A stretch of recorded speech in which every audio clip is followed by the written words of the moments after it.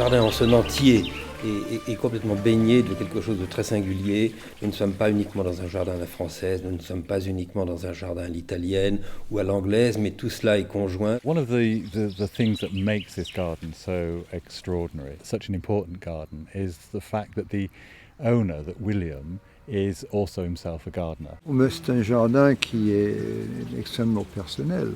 C'est-à-dire, le visiteur ici va découvrir mon monde, les références qui sont importantes pour moi.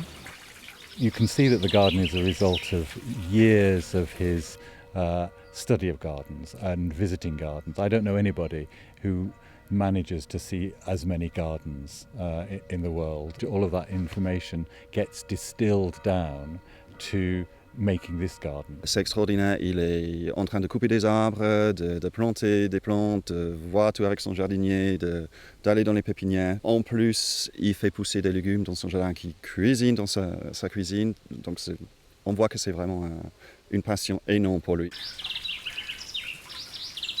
C'est un catalogue de choses qui me sont chères. Et c'est une distillation, en quelque sorte, d'une cinquantaine d'années maintenant, ou plus, d'expérience dans les jardins. Car j'ai commencé très tôt.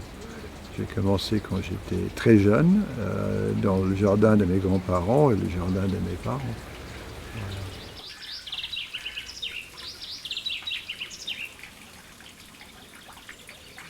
Chaque arbre qu'on voit ici, à part peut-être 3, a été planté par lui. On voit que c'est vraiment un travail extraordinaire et de longue haleine sur 30 ans. Not only does that impact on the way that the garden's designed, the way that it's thought out, but also the way that it's maintained. And I think it's very important for any garden maker to get their hands dirty, and Bill certainly gets his hands dirty. It's not a French garden, it's not an English garden, it's not an American garden, it's not an Italian garden. It's a mixture of several garden styles, or inspired. It's been inspired by many garden styles, primarily the French and Italian. And by that I mean, okay, you have, what does a garden do? A garden connects the house to the horizon. You do that by design. There are many ways of designing that. In the French garden, you have great axes that go from infinity through the house to infinity. You more or less have that.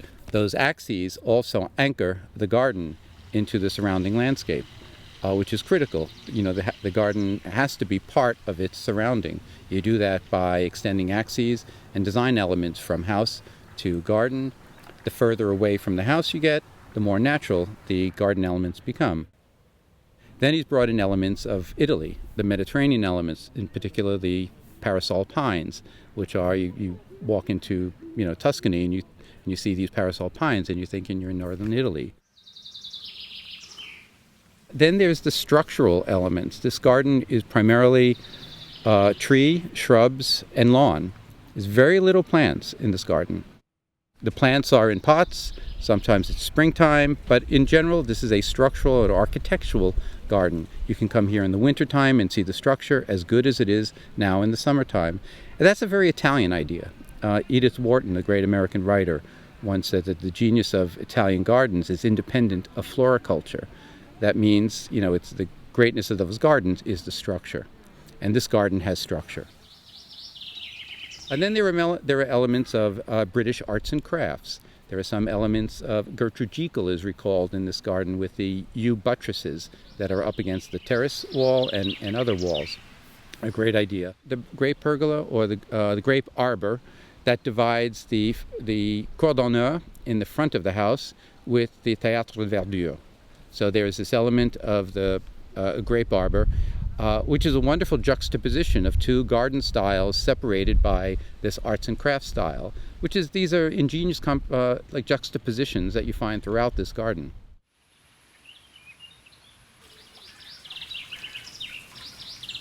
Les statues, ça donne une présence en dehors des végétaux.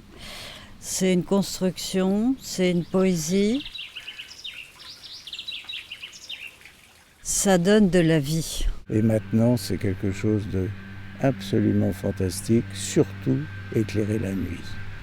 Je ne l'avais jamais vu éclairé et vraiment c'est très très beau. Et c'est dans cet éclectisme et dans cette façon de raccourcir en quelque sorte l'histoire des références que William utilise qu'il y a quelque chose qui déclenche de la poésie et qui déclenche quelque chose d'extrêmement original.